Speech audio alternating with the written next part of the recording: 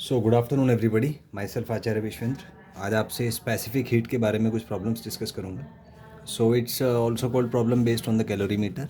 The concept here is heat given is equal to heat taken. इसमें एक concept और है, कई बार हम वाटर इक्विवेलेंट का कॉन्सेप्ट यूज़ करते हैं। तो जैसे हम डेल्टा क्यू लिखते हैं MS डेल्टा टी, तो अगर किसी सब्सटेंस के लिए हमें स्पेसिफिक हीट नहीं पता तो उस केस में हम उसका वाटर इक्विवेलेंट यूज़ कर लेंगे और स्पेसिफिक हीट की बजाय स्पेसिफिक हीट ऑफ वाटर यहाँ पे यूज़ कर लेंगे। एग्जांपल ले लेते हैं। मान लीजिए मैं कहूँ कि किसी मेटल का जो वाटर इक्विवेलेंट है वो 100 ग्राम है, तो उस मेटल के टेम्परेचर को डेल्टा टी से इंक्रीज़ करने के लिए कितना हीट की ज़रूरत पड़ेगी। तो एक तो फंडा है मैं MS डेल्टा टी लगाऊँ, लेकिन एस मुझे पता नहीं है यहाँ पे, तो मैं क्या कर सकता हूँ, मास की जगह 100 यूज़ करूँगा और स्पेसिफिक हीट वाटर का।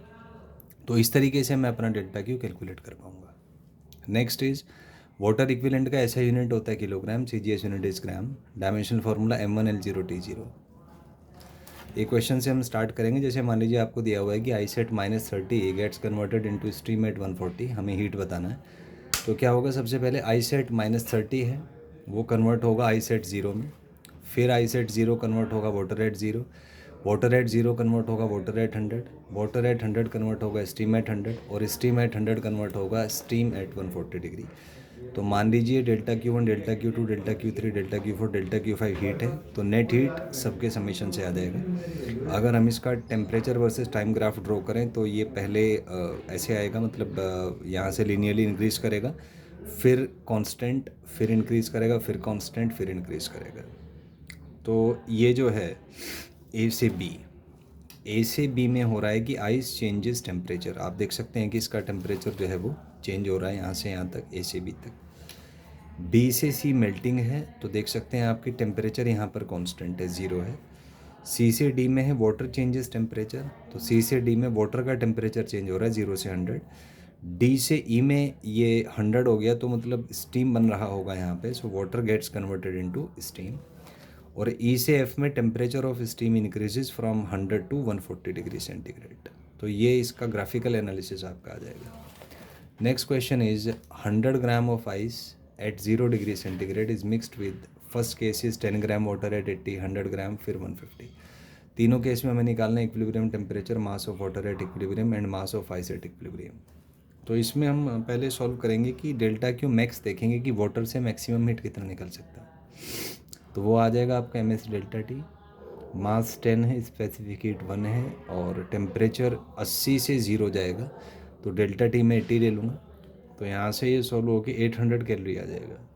नेक्स्ट इज़ आइस मेल्ट कराने के लिए जो हीट चाहिए वो है M×L, तो M×L करेंगे आप तो ये 8000 कैलोरी आ जाएगा।